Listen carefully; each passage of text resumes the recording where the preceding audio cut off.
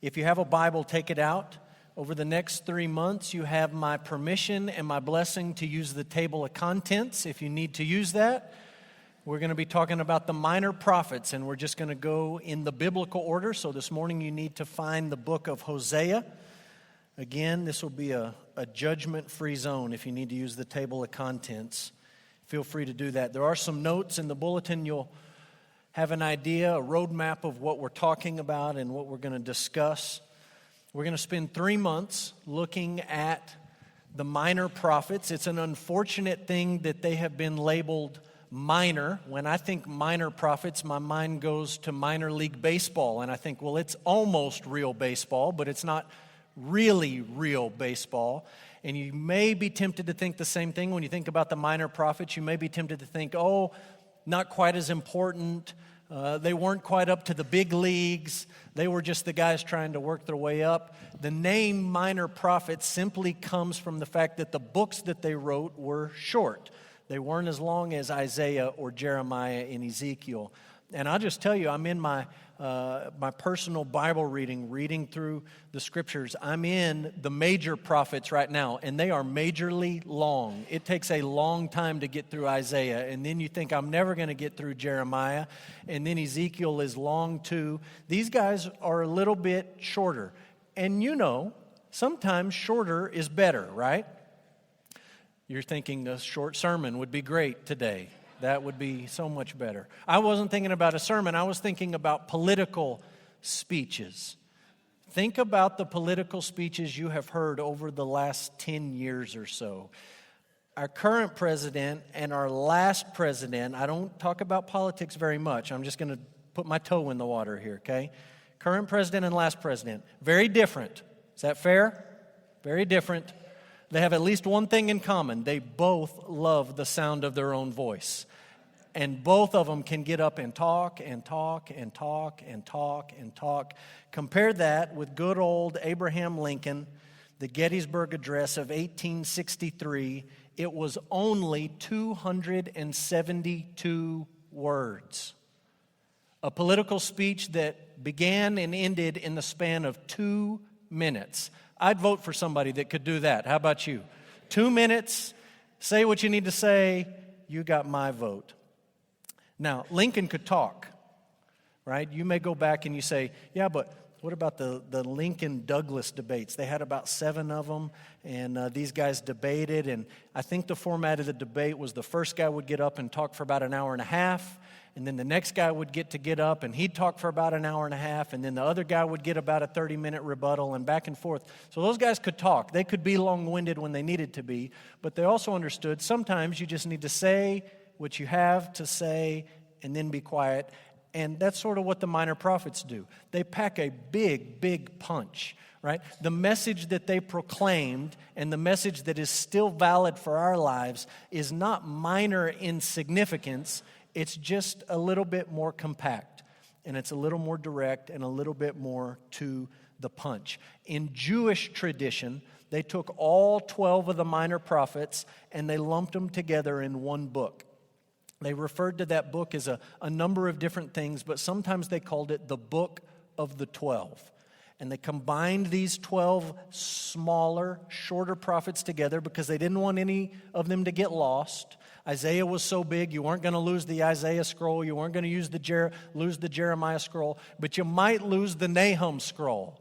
And they didn't want that to happen, so they combined them all into one scroll, and they called it the Book of the 12. And this morning we're going to jump in. We're going to spend 1 week on each of the minor prophets, which means this morning we're talking about Hosea. Here's a few things you need to know about the book, and then we'll talk more about the man, okay? Hosea, this book is set before the northern kingdom, before the fall of the northern kingdom in the 8th century BC. And when I throw that up there, for a lot of you, you think that means absolutely nothing to me. That's a great piece of information. Maybe that will help me on Jeopardy someday, but that really doesn't have any significance to me.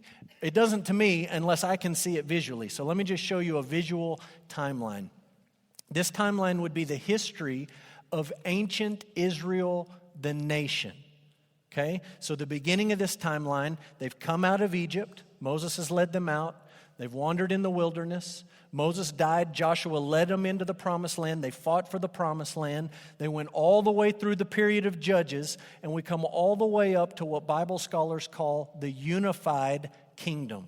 This is the nation of Israel under Saul, then David, then Solomon. Everyone together under one sort of governmental head. But then there's almost a civil war, and the civil war is avoided simply by dividing the nation into two parts. Israel in the north, Judah in the south. That's what Bible scholars call the divided kingdom. So this once united kingdom gets split in half. Israel is the northern kingdom, Judah is the southern kingdom. Then we would come, or fast forwarding quite a ways down the road, to what Bible scholars call the Assyrian exile. The nation of Assyria in 722 marched on the northern kingdom of Israel, conquered Samaria, and took the people in the northern kingdom into exile in Assyria. That happened in 722. Just a few years later, the Babylonians came. The northern kingdom was already gone, so the Babylonians marched against the southern kingdom of Judah, conquered Jerusalem, and hauled them into exile. You're going to get used to seeing this chart. All the minor prophets fit on this timeline, and we would squeeze Hosea in right in the middle. The kingdom has already been divided. There's been a number of wicked kings in the north and a mixed bag of kings down in the south. And Hosea comes along right when the northern kingdom is about to be conquered and taken into exile. So right before the fall of the northern kingdom. Hosea's ministry, you need to understand this, focused on Israel. Not the southern kingdom of Judah and Jerusalem, but Israel in the north. And sometimes he refers to that nation as Samaria, and sometimes he refers to it as Ephraim. Now you may say, why couldn't he just pick a term? Why all these different terms for the same thing? It'd be like if you went home and you turn on the news, Sunday afternoon political news, and they said, the talking head said, there's news from Russia. Or they could say, there's news from Moscow. Or they could say, there's news from the Kremlin. You would understand that they're really talking about the same thing in each of those phrases. And the same thing is true in Hosea. Sometimes he talks about Israel, the nation. Sometimes he talks about Samaria, the capital. And sometimes he talks about Ephraim, who was the largest tribe in the northern kingdom. But they all refer to the same thing. Here's another thing you need to know. Hosea lived during a period of economic prosperity under the reign of Jeroboam II. So if you just look at Hosea 1:1, this is what we read. The word of the Lord that came to Hosea, the son of Beeri, in the days of, and the first four kings you read about are all Judean kings, kings in the south. Uzziah, Jotham, Ahaz, Hezekiah, kings of Judah. And in the days of Jeroboam, the son of Joash, the king of Israel. This is the second King Jeroboam they've had in Israel. He was every bit as rotten as the first one. They called him Jeroboam the second at times. What you need to know is that he reigned for 42 years. Right? Spiritually, the northern kingdom was in the toilet. It was terrible. Economically, things were good. People had money in their bank account. Unemployment rate was low. The economy was humming along. Trade was good with foreign partners. Politically, everything was pretty stable. One king ruling for 42 years. Life was pretty decent on a national level, on an economic level, on a political level. But on a spiritual level, it was a different story. And into all of that outward prosperity, in walks a prophet named Hosea. If I had to summarize the book of Hosea in one statement, this would be it. Hosea is a book about adultery and idolatry. It's a book about adultery and a book about idolatry. And there's a very close connection between the two in the book of Hosea. We're going to try to unpack that this morning. I'm going to try to help you make sense of it. Hosea is a minor prophet. It does have 14 chapters, which means, lucky you, shorter is better. We're not going to read it all. We are going to flip through and look at different passages, so you need a Bible, whether that's a copy of the Bible you've got or you've got it on your phone. Have it handy because we're going to read several different texts this morning. Let me try to answer a couple of questions about the book of Hosea. We'll start with just basic facts about the man, and then we'll build up to how we apply this book to our lives. Number one, what do we know about Hosea? This will be quick. His name means the Lord saves. It means Yahweh saves. That's why I have Lord in all capital letters. Yahweh saves. It's a variation of the Hebrew name Hosea, right? Or Joshua. In the New Testament, this name is sometimes translated Jesus. All these names, it'd sort of be like calling somebody Sam or Samuel or Sammy. They're all part of the same word group, and all these names mean Yahweh saves. Secondly, he was a contemporary of Isaiah, Amos, and Micah. So there was at least one major prophet preaching at the same time, and there were two other minor prophets preaching at the same time as Hosea. Thirdly, we'll talk about this. His family life was a reflection of his message. The things that were happening in Hosea's marriage helped to display to everyone that was watching and listening the truth that God wanted to communicate to his people. Not only his marriage, but his relationship with his children and the names that he gave his children. His family life was a picture of the message that he was preaching, which begs the question, well, what did he preach? What was he all about? What did he have to say? We'll summarize it with 4 thoughts. What was Hosea's message to Israel? Number 1, Israel was guilty of spiritual adultery. Or you could say Israel was guilty of idolatry. But as it's described in Hosea, it's usually said in terms of adultery. And God is saying to his people, you have been unfaithful to me like a spouse might be unfaithful to his husband or to his wife. You're unfaithful as a people. In the book of Hosea, there are 6 different words used for adultery. 6 different Hebrew words. It's like Hosea is pulling every term out of the dictionary he can to help the people understand. Your idolatry and your unfaithfulness to the Lord is like a spouse breaking covenant with their husband or with their wife. They were guilty of spiritual adultery. Look at Hosea chapter 4. We won't read all of the references we could look at. I'll just warn you, some of them we're not going to read because they're extremely graphic. But look what Hosea says in Hosea 4, verse 12. This is the word of the Lord if you back up to verse 1. And God says to his people through Hosea, Hosea 4:12, my people inquire of a piece of wood. That's their idol, right? They're not coming to the Lord, they're not coming to Yahweh, but they're inquiring of, they're praying to, they're worshiping a piece of wood. And their walking staff gives them oracles. These people were even carving idols into the staff that they carried around so that their little idol could be carried along with them everywhere that they went.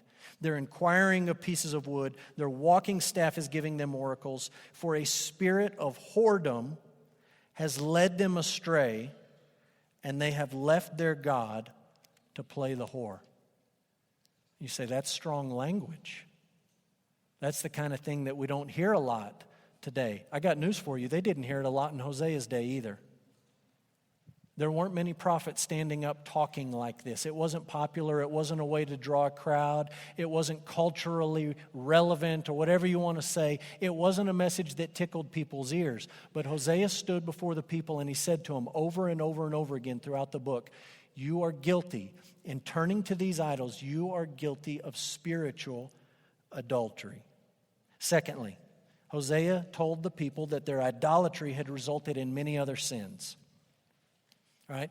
Their problem was not just that they were talking to their staff as an idol or that they were inquiring of pieces of wood. Their problem was that their idolatry had led to untold numbers of other sins. So look at Hosea chapter 4, verse 1 and 2. Hear the word of the Lord, O children of Israel. For the Lord has a controversy with the inhabitants of the land. There is no faithfulness or steadfast love, and no knowledge of God in the land. Well, what is there? Swearing, lying, murder, stealing, committing adultery. They break all bounds, and bloodshed follows bloodshed. Their idolatry didn't just stay where it was, but it spread to every area of their lives. Look at Hosea chapter 7, verse 10. This is again God speaking through Hosea, and he says, the pride of Israel testifies to his face. You're a proud people. You're an arrogant people.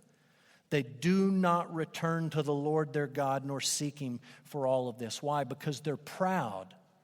They think they can chart their own spiritual course. They think they know which gods they should worship better than the Lord does, better than Yahweh does. They're prideful people. Look at chapter 10, verse 13. Not only was their relationship with God vertically broken, but horizontally they were sinning against each other. Hosea 10:13, you have plowed iniquity and reaped injustice. You have eaten the fruit of lies because you trusted in your own way and the multitude of your warriors. That idea of injustice in the prophets always talks about how you treat other people. Are you doing right by them? Are you being honest with them? Are you square in your business dealings? Are you taking care of the poor? Are you looking out for the vulnerable? Or are you just looking out for yourself? And Hosea says, you don't care about anybody else. You don't care about the vulnerable, the widows, the orphans, the sojourners, the aliens. You don't care about any of these people. All you care about is yourself. Your relationship with God is broken, and your relationship with each other is marked by injustice. Listen, what Hosea is saying to us is something we'll see throughout the prophets.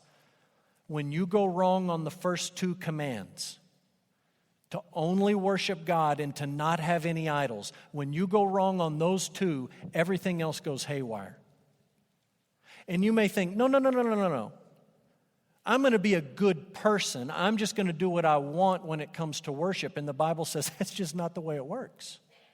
When you go wrong vertically in who you're worshiping and how you're worshiping, it's always going to spill out into your life. You miss the first two commandments, the other 8 are sure to fall. So you've got these people, they're guilty of spiritual adultery, they're guilty of all these other sins. Number 3, Israel was going to be punished by God. Israel was going to be punished by God. I just want you to remember that in Hosea's day, everyone looked around, they looked at their bank account, they looked at their home, they had money, they were prospering, the nation was stable. There wasn't a continual rotation of kings being assassinated like there were at different periods of Israel's history. It was just everything was pretty good. And Hosea walks into that and he says, God's going to punish you. He's not just going to overlook your spiritual adultery and your sin towards each other. He's not just going to sweep that under the rug. There's going to be a punishment. In the first place you see it is when Hosea names his kids. And I want you to think for a minute about naming children. For some of you, it's been a long time since you had to name a kiddo. Some of you say, I've never had to name a kiddo. I've never had to do that. And so I'm just going to remind some of you what it's like. And some of you who haven't had to do it yet, you should take notes on this. I didn't put it on your outline, but this is information you're going to need to know, okay? When it comes time to name a child, here's how it works. And I've had 4 kids. They're all pretty young. I remember this. I'm an expert, okay? Here you go. You make a list and your wife makes a list. You come up with all the names you like, okay? And you know at some point we're going to have to conference on these names. We're going to come together. And taking those 2 lists and whittling it down to one name is kind of like jury selection, okay? You come in, and you've got your list, and she's got her list, and you both get strikes, like scratches. Like you say, no, I sat by a smelly kid in 3rd grade, and that was his name. We're not going with that name. Scratch. You get a veto. You get a certain number of vetoes. You can scratch them off. Now, you know that's going to happen. And what you don't want to happen is for you to walk in with your list, and your wife or your husband just scratches your favorite name right off the bat. You don't want that to happen. So you know, he or she's going to scratch a couple. I got to put some fake ones on the list. I got to go with some stuff that he or she is never going to go for. Not in a million years. And you put it on the list and you say, here's my list. These are my favorite names. And then your spouse looks at that and your spouse says, no, we're scratching this one and this one and this one. And then you just breathe a sigh of relief and you say, all the good ones are still there. All the ones I wanted still made it into the next round of negotiations. And some of you are going to say, well, what kind of names would you put? What kind of fake names would you put on the list? Hosea has 3 that you might want to consider. Just file it away. File it away. And if you put these on the list and your spouse says, oh, that's ridiculous, you say, hey, I'm just trying to be biblical. That's a Bible name. Here's the names. Are you ready? Jezreel, Lo Ruhamah, and Lo Ami. You just put those on your list. And your spouse says, what in the world does that mean? What kind of name is that? And you say, well, Jezreel means God will scatter. And Lo Ruhamah means no compassion. And Lo Ami means not my people.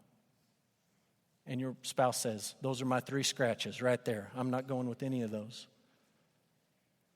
And the not so funny thing is that when Hosea started having kids, the Lord spoke to him and he said, this is what I want you to name your kiddos. Child number 1, Jezreel. God's going to scatter his people. Think about what that sounded like to an Israelite. God had come to Egypt to rescue them, to bring them out. He brought them into the promised land. He established them. He gave them cities they didn't build, vineyards they didn't plant. He gave them a home. He lived there with them in the tabernacle and then in the temple. And now God says, I'm going to scatter you. You got to leave. Sort of reminds you of Adam and Eve in the garden, right? When they sin against God and God says, you got to go. It's the exact same idea. God had brought them into the promised land. They were unfaithful to the covenant. And now God says, I'm going to scatter you. Lo Ruhamah. God says, I will not have compassion. I've been patient with you. I've sent prophet after prophet after prophet. I've given you a second chance and a third chance and a fourth chance and a 50th chance. We've been doing this for hundreds of years. My patience is spent, and you will not be shown compassion. Lo Ami, think about what this sounded like to these ancient Jews. You are no longer my people. I rescued you and redeemed you to be with me. But you've been unfaithful to the covenant, and you've sinned against your neighbor, and you've done it long enough, and I'm going to scatter you among the nations. You're leaving the promised land. I will not have compassion on you, and no longer will I call you my people. I just tell you, that was not a popular message when Hosea preached it. I know sometimes we have in our minds, back in the good old days, fire and brimstone preaching was popular. Can I just be honest with you? It's never been popular. It never will be popular. It wasn't popular 50 years ago. It wasn't popular when Hosea preached it. And he walked into this nation where everything was good on the outside. Remember, his life is a picture of his message, and he says, God's going to bring judgment on you. He's going to scatter you without compassion, and you will no longer be his people. That could have been the end of his message. He could have just stopped and put a period at the end of it. Instead, he kept going, and he had one more thing to say. Israel would eventually be restored by God. After this scattering, after this judgment, after this punishment, after cutting off his people from having access to him, Hosea says God's going to restore you. He's going to be gracious to you. The first hint you get of it is in chapter 2, and there's just a strange little part in chapter 2, verse 14 and 15. God says, I'm going to allure her. I'm going to bring her back. I'm going to speak tenderly to her. I'll give her vineyards, and I will make, verse 15, I will make the valley of Acre a door of hope. The valley of Acre. If you've read your Bible, you read verse 15 in Hosea 2, and you say, that sounds familiar. Where do I know that from? You know it from the book of Joshua. When Joshua leads the people into the promised land, and they win the first victory, the first battle in the promised land at Jericho, and it's a glorious victory. God fights for his people. And in response, Achan steals from the Lord.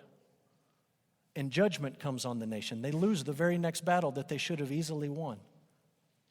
And God's instruction to the people is, you need to take Achan, you need to take his family who was in on this theft. They stole from me after I fought for you. He stole from me.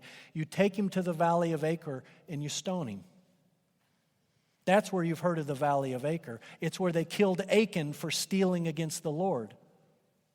And do you see the reversal? For hundreds of years, the people have thought about the valley of Acre as a place of judgment. It's a place of death. And God says, listen, I'm about to bring judgment on you, but then I'm going to restore you. I'm going to take the valley of Acre, a place of judgment and punishment, and I'm going to turn it into a door of hope. I'm going to restore you to where you were before. Look at the promise in Hosea 14. Very end of the book.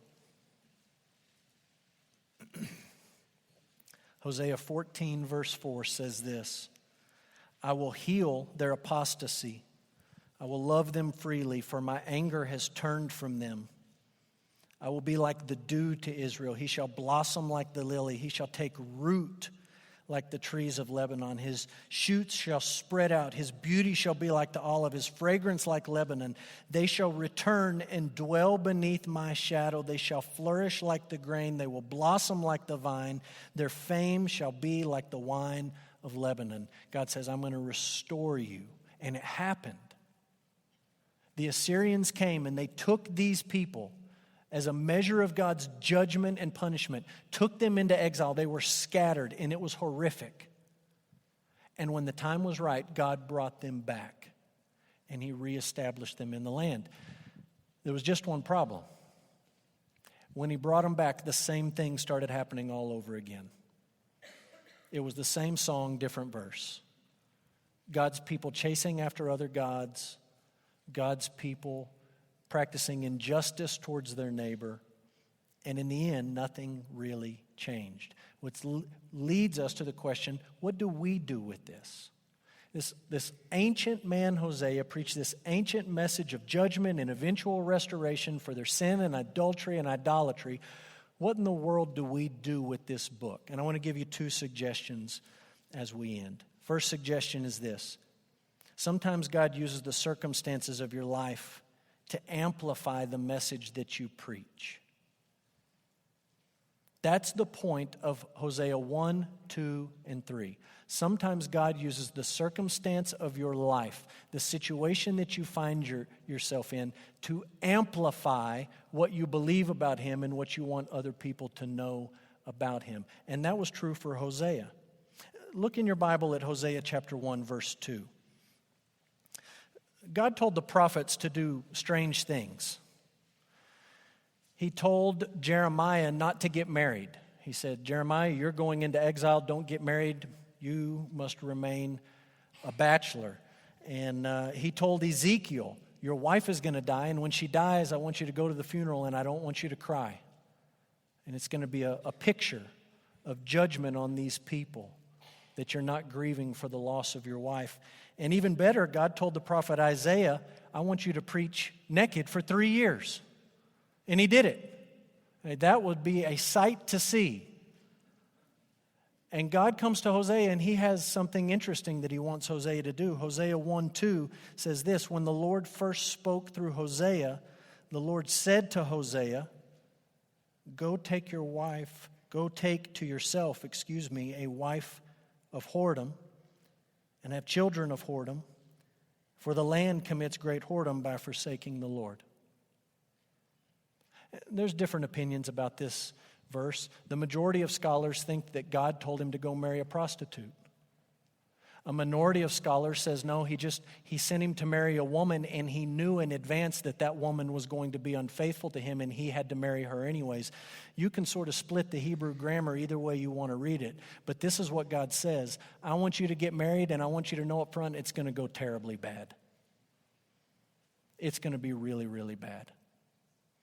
They got hitched.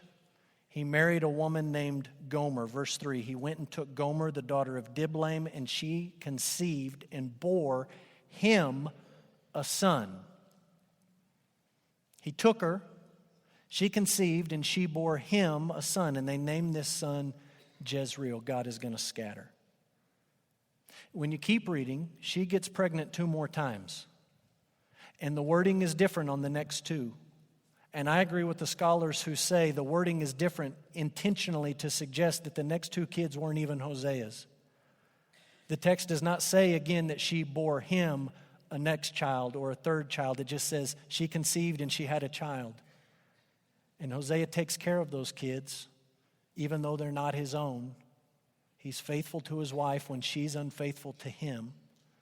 And they name those kids No Compassion. They name that third kid, You Are No Longer My People.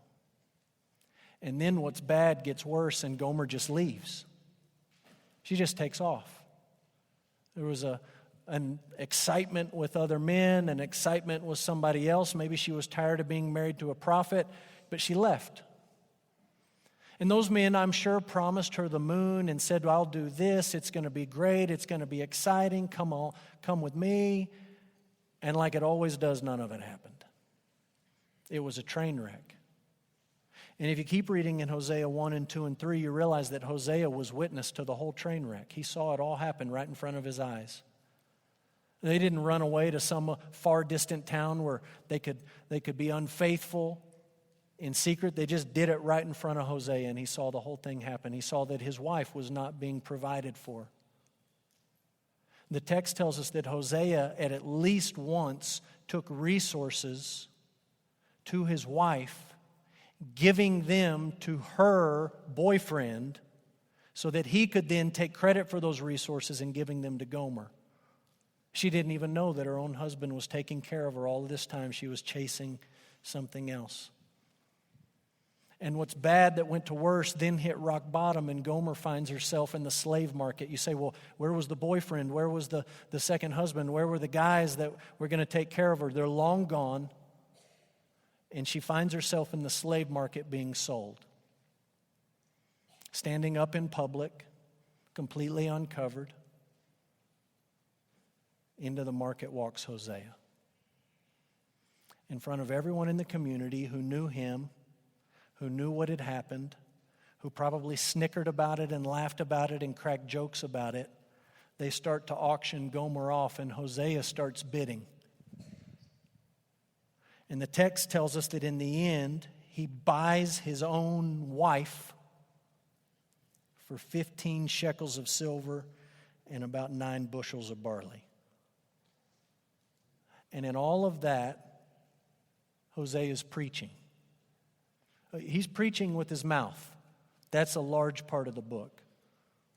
But God is also using the circumstances of his life to amplify his message. I'm not suggesting that God will take the way that you live and you don't ever have to tell anybody else what you believe about Jesus Christ. I'm saying that God will take the circumstances of your life. He will not put you in difficult situations to crush you or destroy you, but he'll put you in those situations so that the message you believe and the message you share with others is amplified. It's magnified. Listen, all of the prophets describe Israel as an unfaithful spouse. All of them say that. It's not just Hosea. He didn't have a corner on that language. They all say it. But when Hosea talked about it, people listened. They knew what he had been through. When he talked about spiritual adultery, it came from a place in his heart that was far different than someone who had never experienced that on a personal level. And when Hosea talked about God's grace and his forgiveness, you can imagine he spoke about it with a joy that none of the other prophets could ever imagine. God used the circumstance of his life to amplify the message that he preached. He will do the exact same thing in your life. Now, I hope that he doesn't give you the instructions he gave to Isaiah, and I hope that he probably is not going to give you the instructions he gave to Ezekiel or Jeremiah or even Hosea here. But he is going to put you in situations and circumstances where you say, God, it feels like you're crushing me. It feels like you're trying to destroy me. And he's not doing that at all. He's given you an opportunity to pick up a spiritual megaphone, and he's amplifying the message that you're preaching. Look, when I stand on this stage, healthy, I don't feel poorly, my bank account is full, everything is great in my family, and I stand up and I say to you, God is good and God is faithful. It's true. But when the doctor tells you that you have cancer and you say to your friends and your family, God is good and God is faithful, they're listening to you in a way they'll never listen to me. When you lose a loved one, someone that you care about very much, and you say to the people around you, God is good and he is faithful in the midst of this, people will listen to you in a way they will never listen to a Sunday morning sermon. It doesn't mean that what we say on Sunday morning isn't true. It just means that sometimes God uses the circumstance of your life, the situation that you're in life, to amplify the message that you believe and the message you share with other people. So that's one takeaway from the book of Hosea. Here's the second. Jesus is the only way sinners can be restored to a right relationship with God. If you need salvation, Jesus is the only way that you can be saved. And I like to draw your attention to one little promise at the beginning of Hosea. One little verse. And you've got to read it carefully. You could read over it so quickly that you just don't even pay attention. Do you remember when I told you earlier that Hosea's ministry was focused on Israel, the northern kingdom, Samaria, Ephraim, not Judah in the south, Israel in the north? Look what he says in Hosea 1:7.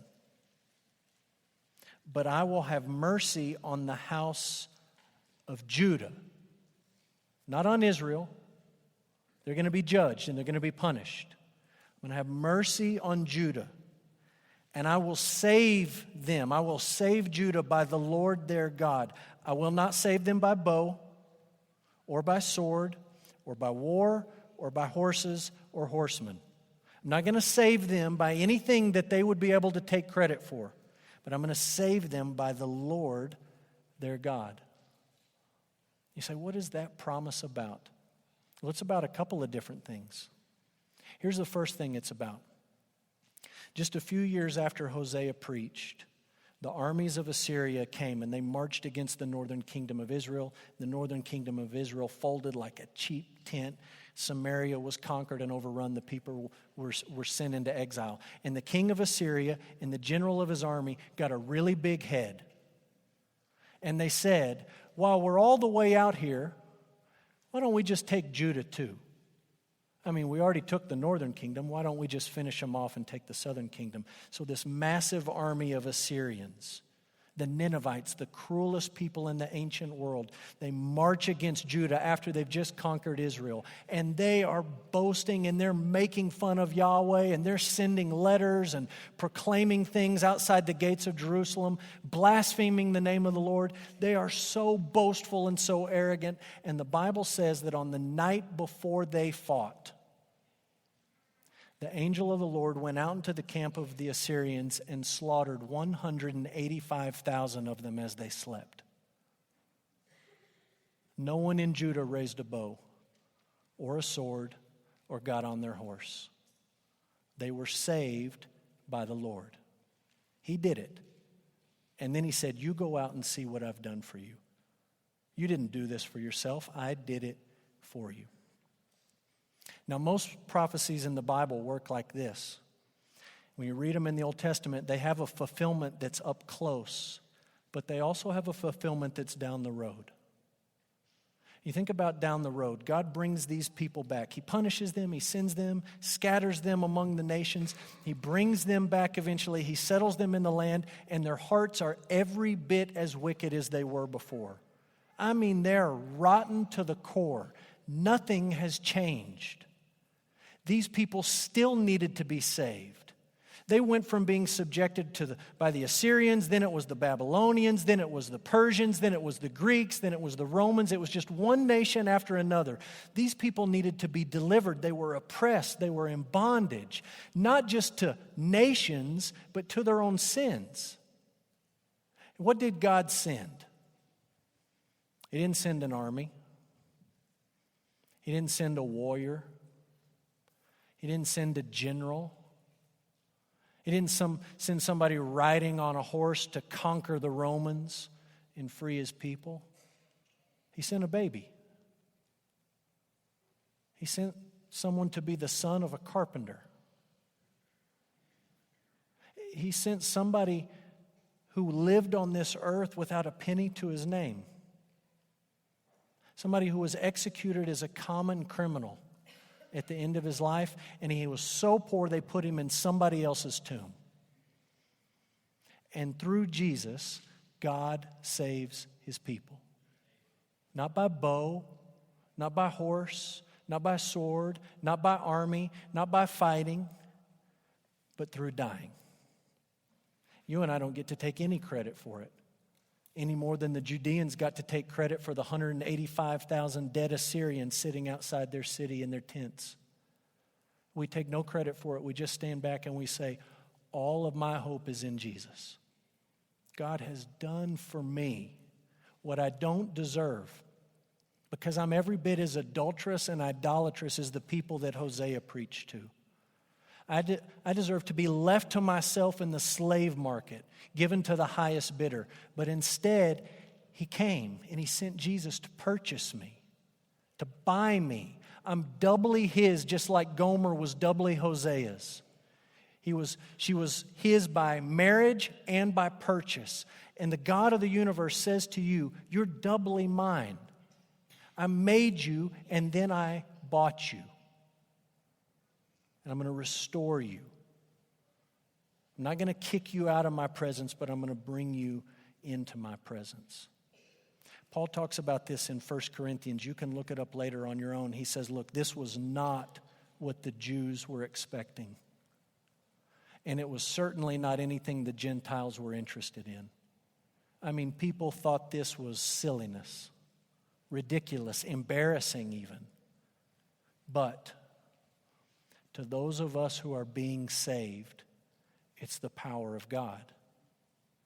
Not horses, not soldiers, not armies, not governments, not politics, not anything that we can do, but what God has done for us. That's Hosea. I want you to bow and we're going to pray.